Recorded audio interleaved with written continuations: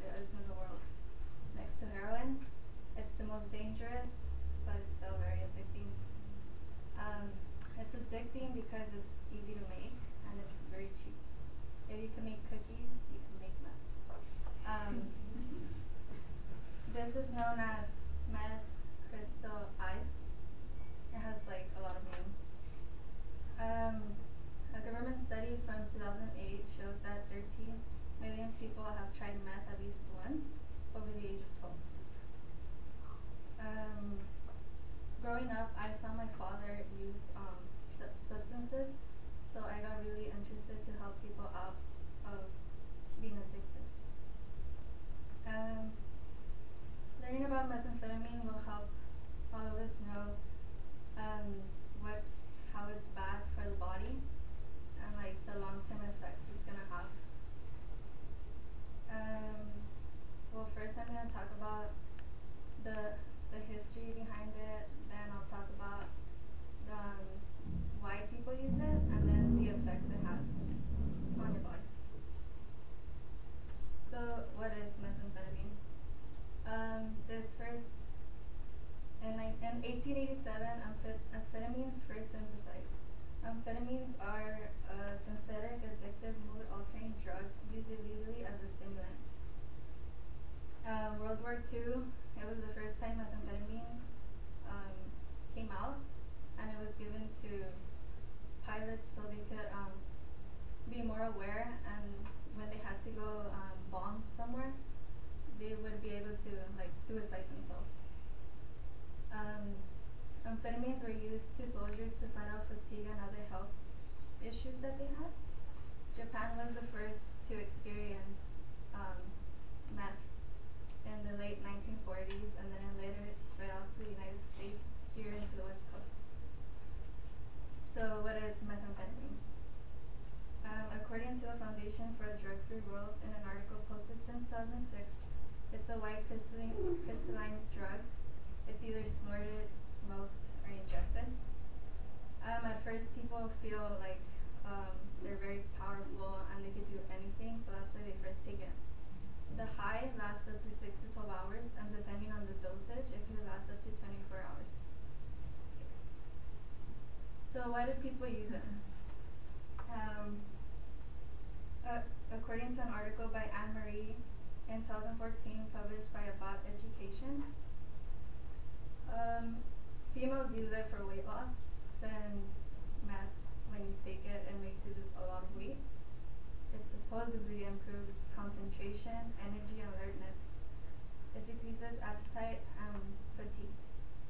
Well, these are just when you first feel concentrated, have energy and alertness is when you first take meth.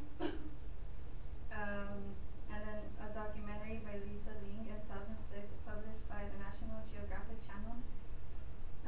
It makes users feel good, so that's another reason why they take it, and because the high lasts 6 to 12 hours. A lot of people like to use cocaine, but meth, it's easy to make and it's cheaper.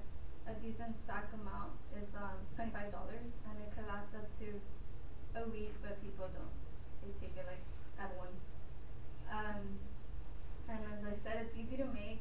People have meth labs in their backyard, but if you do one thing wrong, it could explode and you could die, but they still do it. In Japan, people with blue-collar jobs use it. It's called yaba, and they take it so they could work for longer hours, and so they could get like a higher pay. So now that you know why people use it, let's talk about the effects it could have on our body. So short-term effects. It decreases you're up more, your physical activity, you breathe faster, and your body temperature goes up. Meaning, if it's really cold outside and you go out there, you won't feel it. These people have really weird behavior and could become violent. They start to hallucinate, panic, and become very paranoid.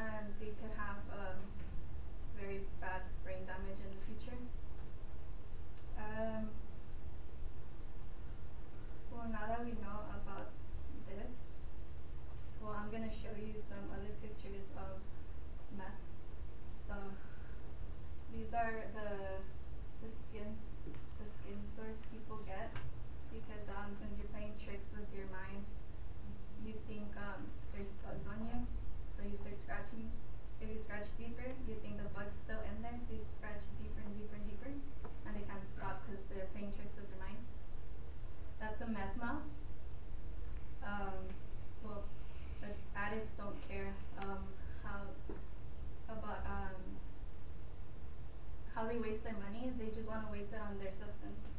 So they don't brush their teeth, they don't go to the dentist, and therefore their gums and their teeth rot and fall. Okay. Now that we know what meth is and how it affects us, let's wrap things up. So in conclusion, drugs are bad for you, any drug. You play tricks with your brain, and it's easy to get in, but it's hard to get out, and it affects you in every way possible.